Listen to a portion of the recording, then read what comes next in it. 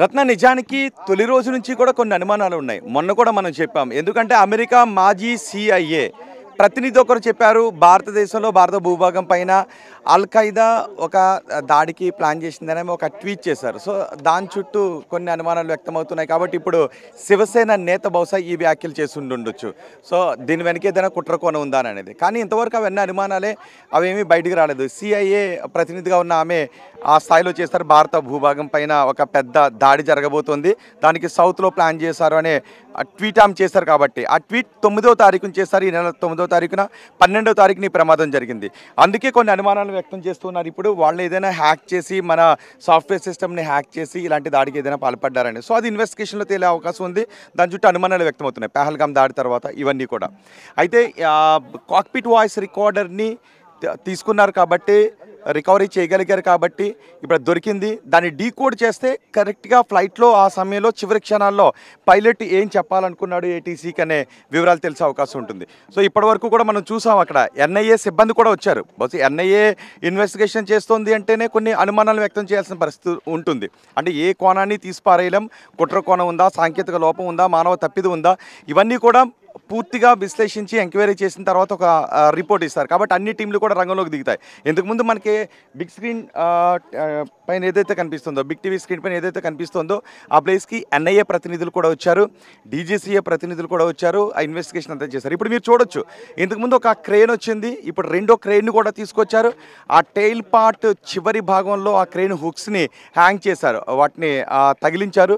బహుశా ఇప్పుడు crane operate చేసి ఆ భాగాన్ని పైకి లేపే అవకాశం ఉంటుంది, అటువైపుకి ఆ భాగాన్ని పైకి లేపే అవకాశం ఉంటుంది.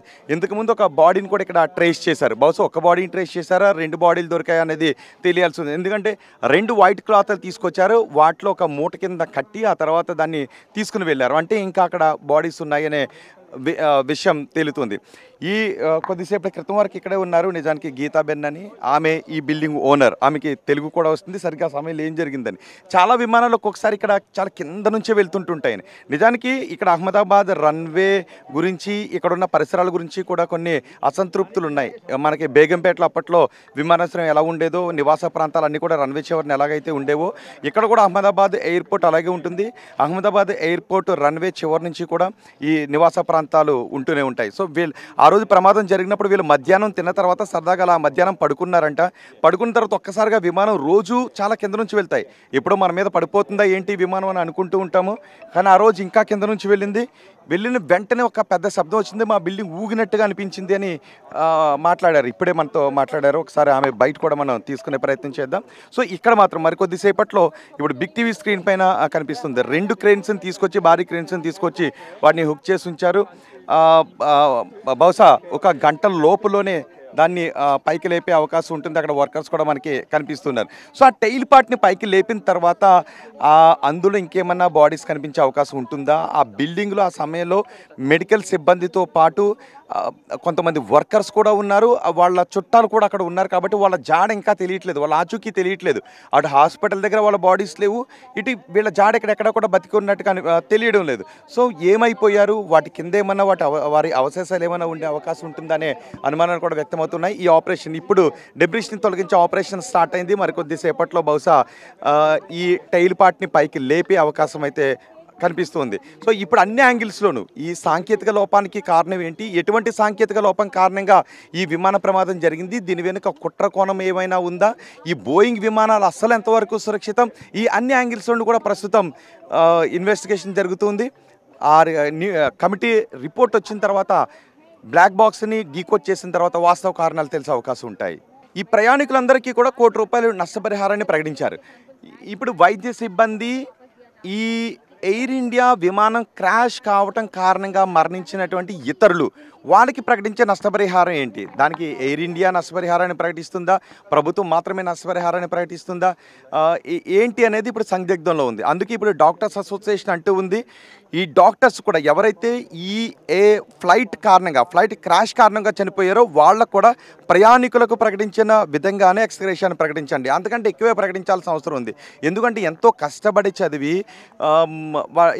ఇక్కడ వరకు రాగలిగారు. భావి డాక్టర్లు, ఎంతో భవిష్యత్తు ఉన్నవాళ్ళు, వాళ్ళ కుటుంబాలపై ఆధారపడిన వాళ్ళందరూ కూడా ఇప్పుడు అయోమయంలో పడిపోయారు అని చెప్తూ ఉన్నారు. అందుకే ఈ ఫ్లైట్ క్రాష్ కారణంగా చనిపోయిన మెడికల్ సిబ్బంది కూడా అంతే పరిహారం అందించండి అని అడుగుతున్నారు. సో ఇప్పుడు ఇంకొన్ని డిమాండ్స్ కూడా వచ్చే అవకాశం ఉంటుంది. ఫ్లైట్ క్రాష్ కారణంగానే చనిపోయారు కాబట్టి ఈ ప్రయాణికులకి ఎలాంటి పరిహారం అందించారో అలాంటి పరిహారం మెడికల్ సిబ్బందికి అందించండి అని అడుగుతున్నారు. సో సామాన్యులు కూడా రేపటి నుంచి అలాంటి పరిహారమే అందించండి అని పొలిటికల్ టర్న్ కూడా తీసుకునే అవకాశం ఉంటుంది. మిగిలిన వాళ్ళు కూడా రాజకీయపరమైన ఒత్తిడి కూడా తీసుకొచ్చే అవకాశం ఉంటుంది. సామాజిక కార్యకర్తలు కూడా ఆ రకమైన ఒత్తిడి తీసుకొచ్చే అవకాశం ఉంటుంది. సాధారణ ప్రజలు కూడా ఎవరైతే చనిపోయారో చిన్న కిడ్స్ దగ్గర నుంచి వాళ్ళందరూ కూడా ఎయిర్ ఇండియా ఈ రకమైన పరిహారాన్ని అందించండి అని. సో ఎయిర్ ఇండియా మాత్రం ఇప్పటివరకు ప్రయాణికులకు చెల్లించే నష్టపరిహారం గురించి చెప్పింది తప్ప మిగిలిన వాళ్ళకి చెల్లించే నష్టపరిహారం గురించి మాట్లాడలేదు. ప్రధాని మోదీ మాత్రం ఖచ్చితంగా ఎవరైతే ఈ ప్రమాదం బారిన పడ్డారో వాళ్ళందరినీ కూడా ప్రభుత్వం ఆదుకుంటుంది, అండగా ఉంటుంది. మీరు ఈ సమయంలో మిమ్మల్ని ఓదార్చలేను కానీ మీరు ఆందోళన పడద్దు, భరోసా ఇస్తున్నామని మోదీ కూడా అన్నారు. కాబట్టి వాళ్ళకి ఎక్స్గ్రేషియా విషయంలో అటు ఎయిర్ ఇండియా కూడా ఎటువంటి నిర్ణయం తీసుకుంటుంది అనేది మనం వేచి చూడాలి. ఇంతకుముందు ఎయిర్ ఇండియా ప్రతినిధులు కూడా అక్కడికి వచ్చారు, అక్కడ పరిశీలించి వెళ్ళారు. సో ఎక్స్గ్రేషియా విషయంలో ఎటువంటి నిర్ణయం తీసుకుంటుందో చూడాలి. రత్న, నిజానికి వాళ్ళు నిన్న వచ్చినప్పుడు మాట్లాడారు, ఫోరెన్సిక్ టీం మాట్లాడారు, కానీ డాక్టర్లు కూడా దీని గురించి ఎటువంటి ఇన్ఫర్మేషన్ బయటకు చెప్పొద్దు అని వాళ్ళు చెప్తున్నారు. కెమెరా లేకపోతే మాట్లాడుతూ ఉన్నారు. తొలి రోజు మాత్రం కొన్ని మీడియా సంస్థలతో మాట్లాడారు. నిన్న తెలుగు డాక్టర్ కూడా కనిపించారు. ఆయన అవును చాలా పరిస్థితి దారుణంగా ఉంది అంటూ వెంటనే 2 ముక్కలు మాట్లాడి వెళ్ళిపోయారు. అది కూడా కెమెరా ముందు కాదు. సో ఇప్పుడు మనం ఆయనతో కూడా మనం మాట్లాడించే ప్రయత్నం చేస్తున్నాం. సో దీని గురించి ఎవరు కూడా ఒకవేళ ఏదైనా విమర్శలు చేస్తే మళ్ళీ దాని ఫలితం ఎలా ఉంటుందని అనుకుంటూ ఉన్నారు. అందుకే కొంచెం ఆచితూచి మాట్లాడుతున్నారు. అందుకే డెత్ టోల్ గురించి కూడా హాస్పిటల్ వర్గాలు ఖచ్చితమైన సమాచారాన్ని అందించడం లేదు. కానీ వాళ్ళందరూ కూడా ఒక భయాన్ని, అంటే మనతో కొంతమంది మాట్లాడిన వాళ్ళు ఉన్నారు.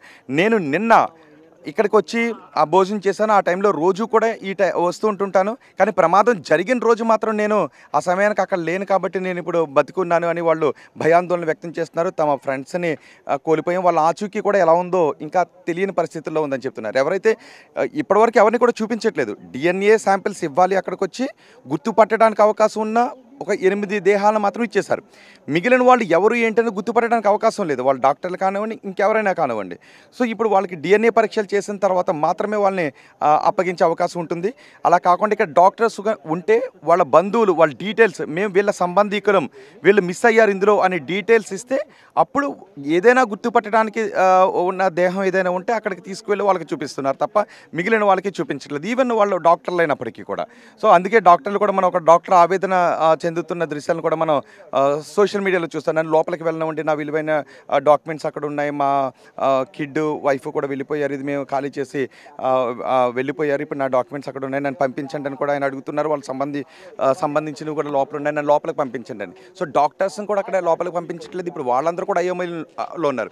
ఇంకొక డాక్టర్ కూడా చెప్పారు, ఆ రోజు వాళ్ళు భోజనాన్ని కూర్చున్నప్పుడు ఒకసారిగా శబ్దంతో పడిపోయి చుట్టూ చూస్తే శిథిలమైపోయింది, ఒకసారిగా బ్లాస్ట్ అయిపోయి ఉంది, కింద నుంచి పైనుంచి కూడా ఒక కేకలు వినిపిస్తున్నాయి, ఎటు పరిగెట్టాలో ఆయనకి తెలియట్లేదు, ఏం జరిగిందో అసలు ఇది ఏ రకమైన దాడో తెలియదు, కిందకి పరిగెడితే బతుకుతానా ఇక్కడే ఉంటే బతుకుతానా తెలియని అయోమయంలో ఒక 2 నిమిషాల పాటు షాక్లో ఉండిపోయాను అని ఆ డాక్టర్ అంటూ ఉన్నారు. సో ఇలాంటి షాకింగ్ ఎక్స్పీరియన్స్ వాళ్ళకి చాలా ఉంది. ఇప్పుడు వాళ్ళు అవి గుర్తు చేసుకునే భయాందోళన వ్యక్తం చేస్తున్నారు. బహుశా క్రేన్ ఆపరేట్ చేసే అవకాశం ఉంది, దాన్ని తొలగించే అవకాశం ఉంది. ఈ డాక్టర్ల వరకు చూస్తే మాత్రం వాళ్ళందరిలోనే భావోద్వేగం. రోజు తమతో మాట్లాడే స్నేహితుల్ని కోల్పోయి, వాళ్ళని కోల్పోయి, కొంతమంది డాక్టర్లతో వాళ్ళ కుటుంబ సభ్యులను తీసుకొచ్చారు, వాళ్ళ కుటుంబ సభ్యులు కూడా అందులో కోల్పోయిన వాళ్ళు ఉన్నారు. ఎవరిని కదిలించినా కూడా ఇలాంటి హృదయ విదారక మాటలు వినిపిస్తూ ఉన్నాయి.